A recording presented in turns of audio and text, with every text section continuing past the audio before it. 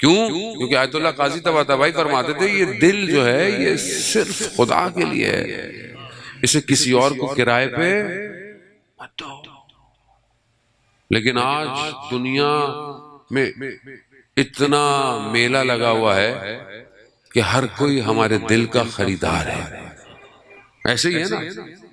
اور ہم بھی دل بیچ دیتے ہیں، نفس بیچ دیتے ہیں، اتنا سستا بیچ دیتے ہیں، جبکہ مولا متقیان حضرت علی ابن ابی طالب علیہ السلام ما صلی علی محمد، امام ارشاد فرماتے ہیں تمہارے نفس کی کم سے کم قیمت جنت ہے، نفس کی کم سے، عزیزان محترم کلام امیر کی طرف بھی متوجہ ہو نا، صرف واہ واہ کر کے گھر چلے جائیں فائدہ کوئی نہیں ہے۔ کلام امیر کیا ہے؟ امیر کا کلام کیا ہے؟ مومن تو وہ ہے جسے امیر کا کلام پتہ بھی ہو اور اس پہ عمل بھی کرتا ہو۔ ہم میں سے کتنوں کو دل چاہتا ہے، میں نہیں کہہ رہا خدا نخواستہ آپ نہیں پڑھتے ہوں گے، پڑھتے ہوں گے، کتنوں کا دل چاہتا ہے کہ ہم اپنے مولا کا کلام پڑھیں؟ کتنے لوگ پڑھتے ہیں؟ ہماری موبائلوں میں سب کچھ ہے، کلام امیر ہے؟ جس کا موبائل مولا ہی نہیں۔ اب آپ بولیں گے مولانا صاحب اس میں دھمالے تو ہیں، منقبضیں تو ہیں، آپ کا ویڈیو کلپ بھی ڈالا ہوا ہے ہم نے۔ ہم کچھ نہیں ہیں، ہماری کوئی حیثیت نہیں ہے، اصل وہ ہے۔ اگر وہ زندگی میں ویسے ہیں جیسے وہ چاہتے ہیں، نہ کہ میں جیسے چاہتا ہوں، جیسے میرا دل چاہے میں ویسے مولا کو مانوں، نہیں، ایکسپٹ نہیں ہے۔ جیسے مولا نے کہا ہے ویسے مانو، ویسے مانو۔ وہ تبھی مانو گے کہ جب کلام پڑھو گے۔ کلام کیا ہے؟ امام کہہ رہے تمہارے نفس کی کم سے کم قیمت جنت ہے، اس کو سستا مت بیچو۔ اور ہم کیا کر رہے ہیں؟ ہم کبھی کسی تصویر کی خاطر بیچ دیتے ہیں، نامحرم رابطے کی خاطر بیچ دیتے ہیں، کبھی نہ کبھی کسی نہ کسی غیبت کی خاطر بیچ دیتے ہیں، ذرا سا کسی کا حق اس کی خاطر بیچ دیتے ہیں۔ عزیزان محترم،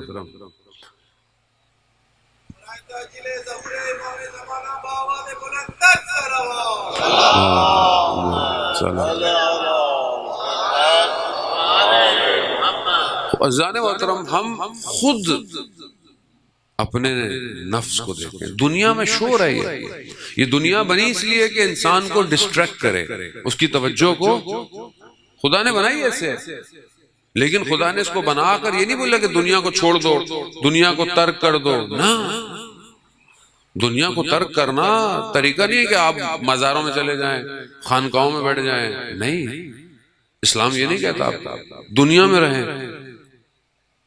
آیت اللہ عثمان بہجت فرماتے تھے کہ زہد کی تعریف ترک دنیا نہیں ہے، زہد کی تعریف یہ ہے کہ دنیا ہو، دل دنیا میں نہ ہو۔ دل دنیا میں نہیں ہونا چاہیے، چیزیں ہوں۔ خوب مومن کی جو صفات ہیں، جسے کوئی کلام امیر کتنا خوبصورت ہے، امام جب مومن کی خصوصیتیں بتاتے ہیں تو مومن کی صفات میں عزیزان محترم کہ اگر اسے کچھ ملتا ہے تو وہ بہت خوش نہیں ہوتا، اسے کچھ مل رہا ہے نا بہت خوش نہیں ہوتا، اور اس سے کچھ چھن جائے تو وہ بہت افسوس بھی نہیں کرتا۔ یہ صفت ہے، کیا یہ ہمارے اندر پائی جاتی ہے؟ ہم تو اگر کوئی چیز حاصل کرنی ہو، ہماری حیثیت کچھ چلا جائے تو ہمارا دل بھی چلا جاتا ہے۔ اس کا مطلب ہے کہ ہم ان صفات، خدا نخواستہ ایسا نہیں کہ آپ لوگ مومن نہیں ہیں، مومن ہے تبھی تو بیٹھے ہوئے ہیں، نہ، اپنے آپ کو اپ گریڈ کریں۔ موبائل کو آپ اپ گریڈ نہیں کریں سافٹ ویئر ڈاؤن لوڈ نہیں ہوتا، تو ہمیں بھی تو اپ گریڈ کی ضرورت ہے کہ نہیں ہے؟ 12ویں تک پہنچنے کے لیے بہت اپ گریڈیشن چاہیے۔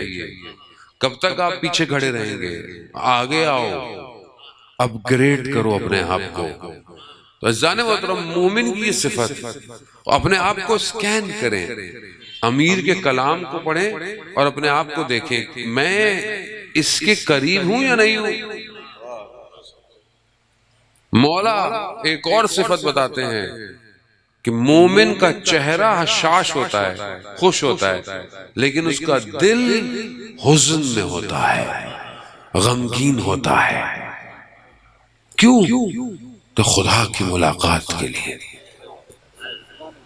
کیا میرا دل ایسا ہے کہ میں خدا کی طرف بڑھوں؟ عزیزان محترم، بہرحال آپ مجلسیں سنتے رہتے ہیں ساری، اور آگے سارا سال بھی انشاءاللہ سنتے رہیں گے، لیکن اگر ہم خود امام کو نہیں پہچان پائے اور امام تک نہیں پہنچ پائے تو اتنا بڑا خزانہ ہے جو ضائع ہو جائے گا۔ ہم ان کا ذکر کرتے ہیں جو امام کے ساتھ تھے، کیسی ہستیاں تھیں، کیسے لوگ تھے، حضرت سلیمان فارسی، میثم تمار، مقداد، بوذر، کمبر۔ خوب یہ کیسے بنتے ہیں؟ یہ تب بنتے ہیں جو امام کو پہچانتا ہے۔ کیا ہم امام کو پہچانتے ہیں؟ کیا ہم امام کو اس مقام پہ درک کرتے ہیں کہ امام کہتے کسے؟ امام شیعہ سنی ہوگا نہیں ہے، امام تو کائنات کا ہے۔ کیا ہم امام کی معرفت کو حاصل کر رہے ہیں؟ اور ہمارے لیے جو چیز واجب ہے وہ ہمارے زمانے کے امام کی معرفت ہے۔